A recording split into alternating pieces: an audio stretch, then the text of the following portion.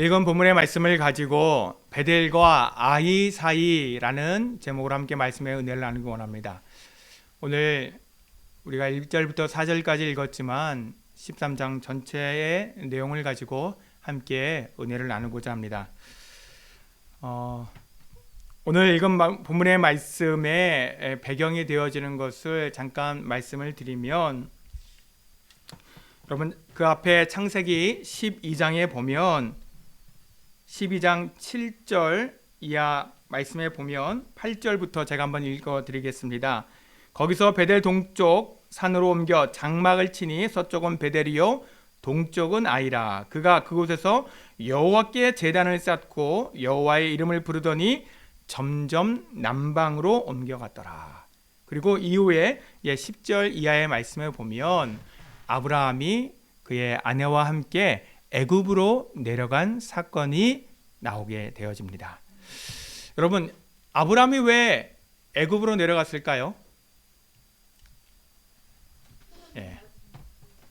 하나님께서 분명히 내가 내게 지시할 땅으로 가라 말씀하여 주셨고, 아브라함이 갈 바를 알지 못했지만 그 말씀을 쫓아 나아가서 마침내 하나님께서 약속하신 땅에 이르게 되어졌습니다. 그리고 그곳에서 그가 하나님 앞에 단을 쌓고 또 하나님의 여호와의 이름을 부르는 그러한 은혜가 있었습니다.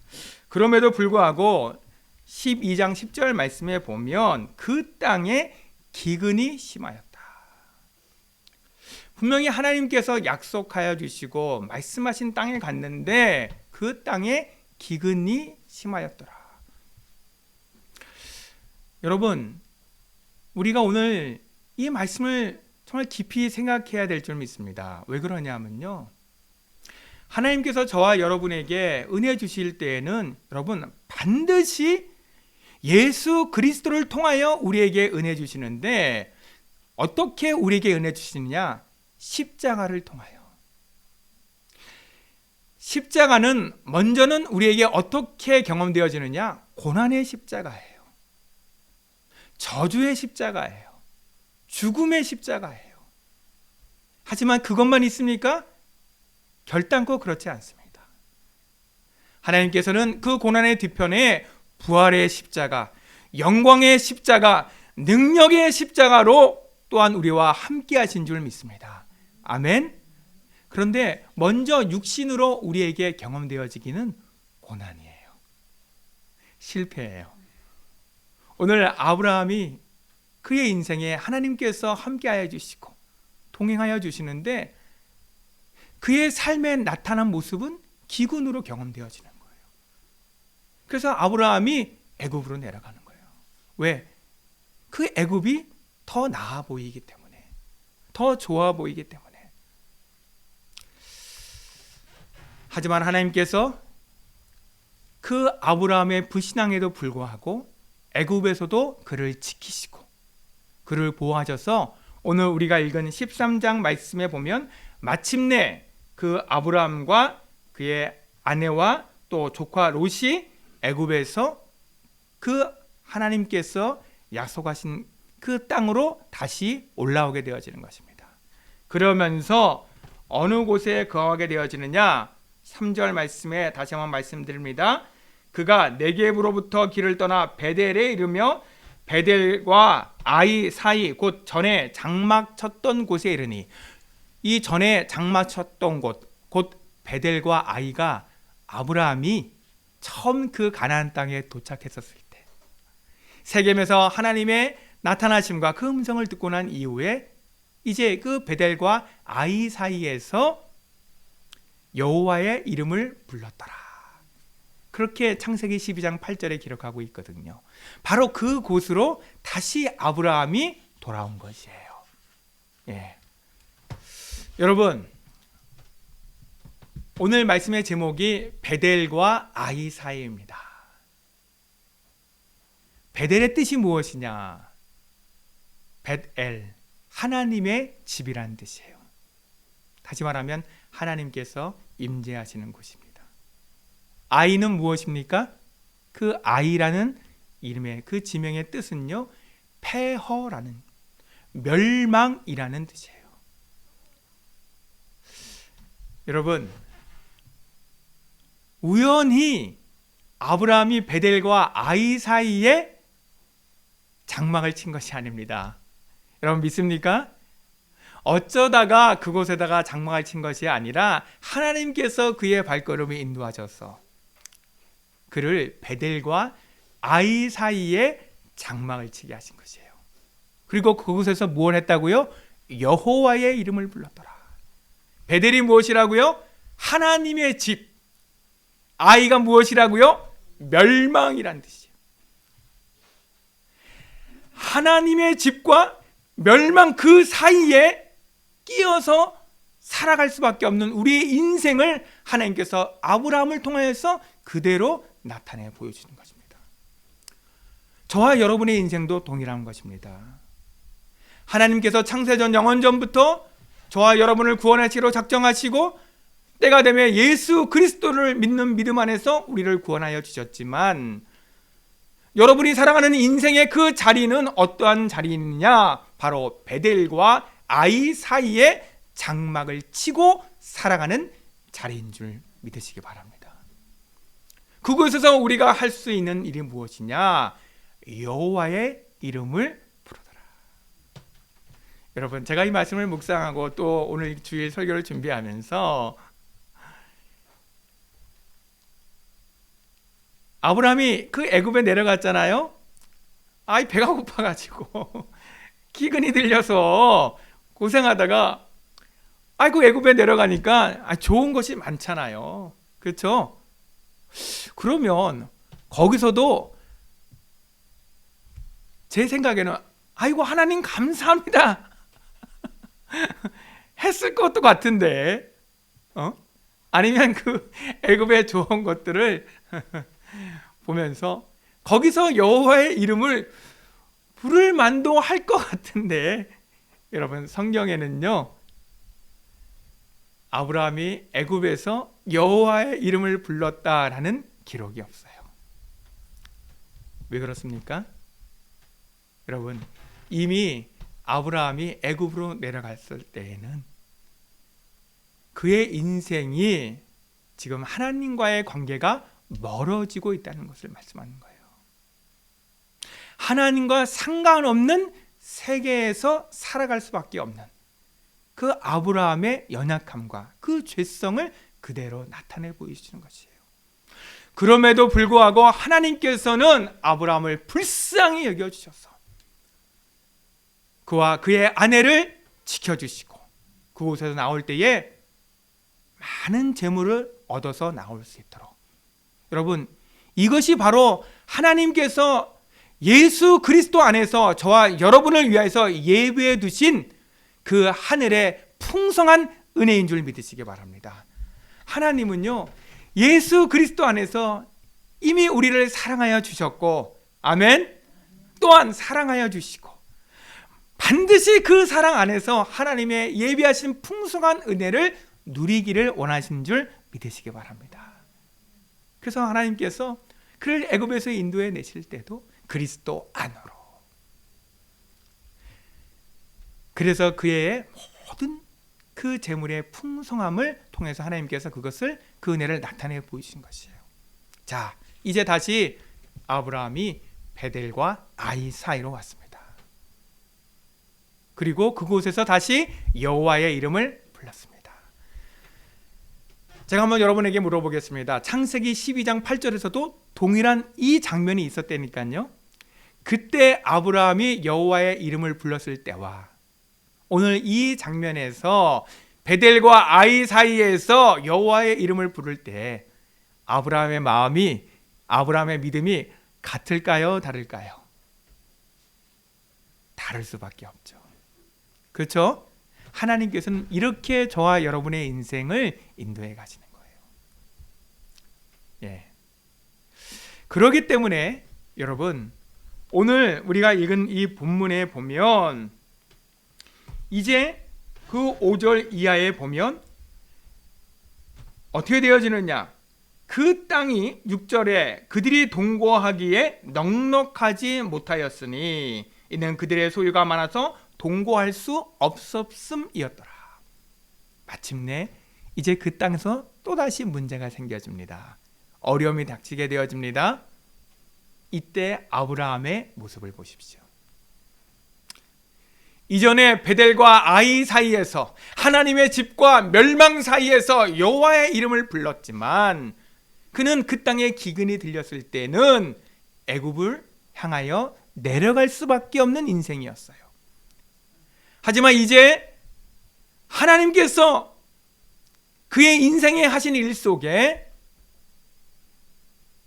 다시 그 애굽에서 인도해 내신 그 하나님을 경험한 아브라함은 베델과 아이 사이에서 여호와의 이름을 부른 이후에 이제 그 땅에 또다시 모양은 다르지만 똑같이 문제가 생겨집니다. 그때 이 아브라함이 그 조카 롯에게 뭐라고 말합니까? 저와 여러분이 잘 알죠?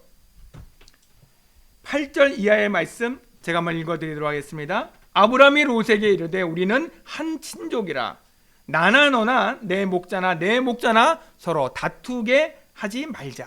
그러면서 중요한 믿음의 고백을 하죠. 뭐라고 합니까? 우리 찾으신 분 계시면 9절 한번 같이 읽어볼까요? 시작. 내 앞에 온 땅이 있지 아니하냐. 나를 떠나가라. 내가 좌하면 나는 우하고 내가 우하면 나는 좌하리라. 아멘. 여러분, 아브라함이 지금 그 땅에서 문제가 생겨졌습니다. 아브라함이나 조카 롯이나 다 그 당시에는 가축을 기르면서 그렇죠? 살아가는 시대였기 때문에 그 있는 땅이 거하는 곳이 풀이 많아야 돼요. 또 풀이 자랄 수 있는 물이 넉넉해야 돼요. 그런데 아브라함과 롯의 재산뿐 아니라 그 땅에는요 또한 가나안 사람과 브리스 사람, 원래 그 원주민들도 살고 있었어요. 그렇기 때문에 상황적으로 생각해 보더라도 지금 아브라함과 롯이 다투게 되어지면요 그 가나안 사람과 브리스 사람이 가만히 있겠어요? 이게 어디서 굴러온 들어온 돌이야 하면서 오히려 쫓아낼 수도 있잖아요. 그렇죠? 근데 어리석은 사람은 분명히 거기서 같이 서로 다투었을지도 몰라요. 근데 아무튼 아브라함이 조카 롯에게 말합니다. 나나 너나 내 목자나 내 목자나 서로 다투게 하지 말자. 그러면서 뭐라고 합니까? 내 앞에 온 땅이 있지 아니하냐? 내가 좌하면 내가 우하고 네가 우하면 내가 좌하리라. 여러분, 아브라함이 어디로 가면 풀이 많은 줄 몰라서 그렇게 하는 얘기인지 아세요? 어디로 가면 물이 넉넉한지를 모를까요? 알고 있습니다. 알고 있으니까 지난번에도 그 땅에 기근이 들릴 때 저 애굽으로 내려갔잖아요. 그리고 애굽에 내려가서 봤잖아요. 그 땅이 얼마나 비옥하고 넉넉한지. 여러분 아시는 것처럼 애굽 땅에는 라일강이라는 큰 강이 있어요. 이 라일강 때문에 여러분 이 애굽 땅은요 전 세계적으로 유명한 아주 비옥한 땅이 있어요. 거기 곡창지대가 있다고요. 아브라함이 분명히 그것을 봤단 말이에요. 여러분, 좋은 집에 살다가, 그러니까 작은 집에 살다가 넓은 집에는 이사 가는 게 쉬워요, 어려워요? 쉽지 않만 얼마나 쉽게요? 근데 넓은 집 살다가 좁은 집 이사 가는 거는요. 그거는 정말 조금 과하게 얘기하면요 죽기보다 싫어요. 제 얘기가 아니라 제가 얼마나 믿음이 있는데요. 제 말이 아니라 저희 다른 사람들 얘기예요. 또 우리 목사님 왜 그런가 하고 여러분 시험 들지 마시고요. 여러분 무슨 말이냐 하면 아브라함이 애굽 땅 가서 봤잖아요. 그 땅이 얼마나 비옥한지. 그러면 아브라함이 조카 롯에게 저 애굽 땅은 내가 좀 가자. 내가 너보다 나이도 많지 않냐? 힘들지 않냐? 또 내가 여태까지 너 어렸을 때부터 내가 다 돌보지 않았냐? 그 공을 생각해도 네가 마땅히 나에게 그렇게 우선권을 줘야 되지 않겠냐. 여러분, 이런 생각이 인간적으로 들겠어요, 안 들겠어요? 당연히 들죠. 여러분은 안 드세요? 그런데요, 오늘 이 아브라함이요, 육신으로 드는 그 모든 생각을 내려놓고 조카 롯에게 뭐라고 말합니까? 내 앞에 온 땅이 있지 않느냐. 이 온 땅에는요, 이 애굽 땅까지 다 포함하는 거예요. 네가 저하면 내가 우하겠다. 네가 우하면 내가 좌하겠다. 어떤 믿음이 생겨진 겁니까? 전에는요, 베델과 아이 사이에서, 하나님의 집과 멸망 그 사이에서 여호와의 이름을 불렀지만 그의 육신의 눈이 밝아서 그 땅에 기근이 들렸을 때에 애굽으로 내려갈 수밖에 없었던 아브라함이었지만, 그가 어느 곳에 가든지 하나님께서 저와 함께 하시는 것이 그에게 복이 되어짐을 실제적으로 체험했거든요. 어느 땅이 중요한 것이 아니라 하나님께서 나와 함께 하시는 것이 나에게 복의 근원이 되어짐을 아브라함이 체험했잖아요. 그렇기 때문에 이제 이전과는 다르다니까요. 베델과 아이 사이에서, 하나님의 집과 멸망 사이에서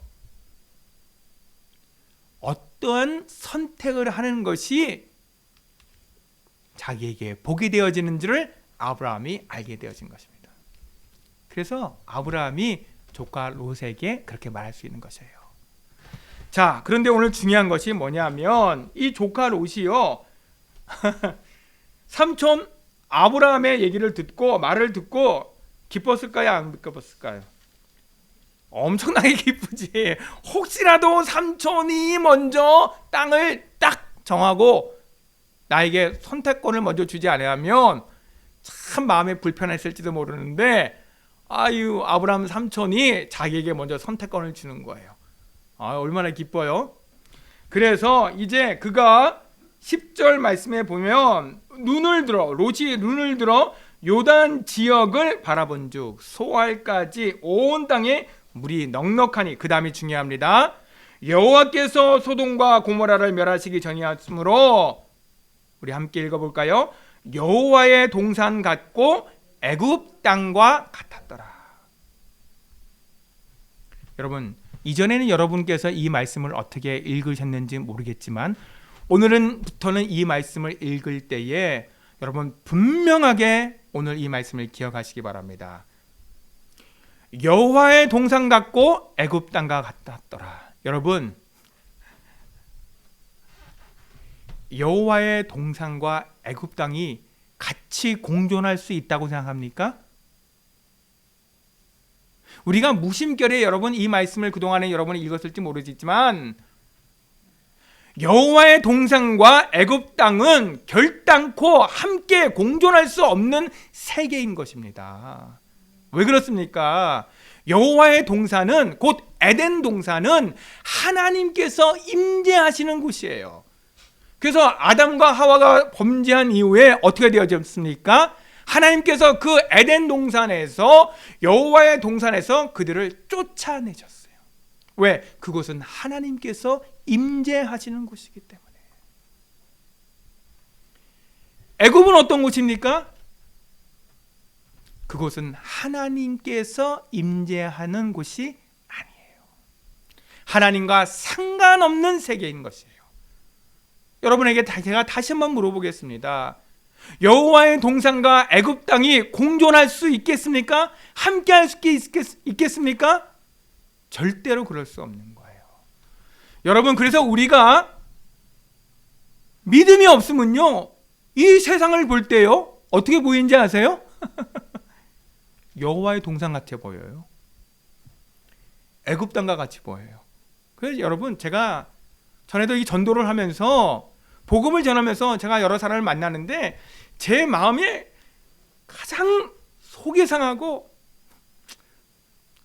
직설적으로 표현하면 속에 막 천불이 날 때가 있어요. 어느 때이냐? 이 세상이요, 자기는 이 세상이 천국이래요. 이 세상이 천국이래요. 그래서 자기는 저 죽어서 가는 천국 그거 관심 없고 자기는 이 땅이 천국이기 때문에 이 땅에서 마음껏 즐기다가 갈 거래요. 제가 얼마나 마음이 속이 상하고 안타까운지 모릅니다. 얼마나 그게 이기적이고 자기중심적인지 몰라요. 여러분,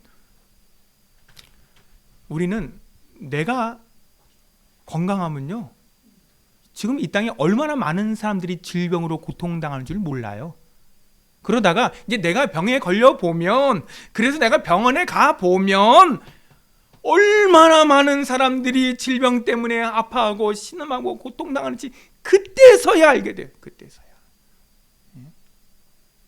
제가 전에도 말씀드렸지만 제가 저희 첫째 아이를 2번 유산하고 3번째 하나님께서 주셨는데 2번 유산하고 난 다음에서야 제가 어떤 눈이 열렸냐 하면 얼마나 많은 사람들이 결혼을 하고도 아이를 갖지 못하는지를 그때서야 보이더라고. 저는 그전까지는 몰랐어요. 있는지도 잘 몰랐어요. 가끔씩 제가 귀로 들어도 아마 그냥 잊어버렸을 거예요. 여러분, 그렇습니다. 사람이 자기중심적일 때는요, 다른 사람의 아픔과 고통을 몰라요. 그래서 나만 좋으면 다 좋은 줄 알아. 이게 얼마나 어린아이와 같냐고요. 얼마나 이기적이냐고요. 여러분, 결단코 이 땅은 여호와의 동산 같지 않습니다. 그래서 하나님께서 우리를 이 땅에 두셨지만 우리를 이 땅에 속한 자로 살아가게 한 것이 아니라 그리스도 안에서 하늘에 속한 자로 살아가게 하신 줄 믿으시기 바랍니다. 여러분, 저와 여러분은요, 육신으로 이 땅을 살아가고 있지만 우리는 이미 그리스도 안에서 함께, 그리스도와 함께 하늘 보좌 우편에 앉아 있는 줄을 여러분 믿으시기 바랍니다. 그래서 이 땅에서 우리의 육신의 죽음이 고통이 되지 않는 것이에요. 눈물로 끝나는 것이 아니에요. 자, 아무튼 말씀드리려고 하는 것은 오늘 이 롯이요, 그 요단 어원들을 볼 때에 여호와의 동산 같고 애굽 땅과 같았더라. 무슨 말이라고요? 영적으로 이미 롯이 어두워져 있는 거예요. 자기 육신에 보기에 좋으니까 다 좋아 보이는 거예요. 이 땅이 살만한 세상으로 보여지는 거예요. 그러니까 얼른 그 지역을 자기가 딱 선택하잖아요. 그런데 오늘 성경에서 뭐라고 말씀하고 있습니까? 아직 하나님께서 소돔과 고모라를 멸하시기 전이므로. 우리의 눈에 보기에 여호와의 동산 같아 보이면 여러분, 그것이 하나님의 인도하신 곳이고 그것이 여러분 우리가 복을 받는 자리라고 여러분 생각되어집니까? 절대로 그렇지 않습니다. 우리 안에 믿음의 분명한 여러분 확신이 있어야 돼요. 하나님의 인도하심이 있어야 됩니다. 여호와의 동산과 애굽은 결단코 함께하지 않습니다. 그러면 목사님, 어디로 가야지 여호와의 동산이고 어디로 가야지 애굽 땅입니까? 여러분,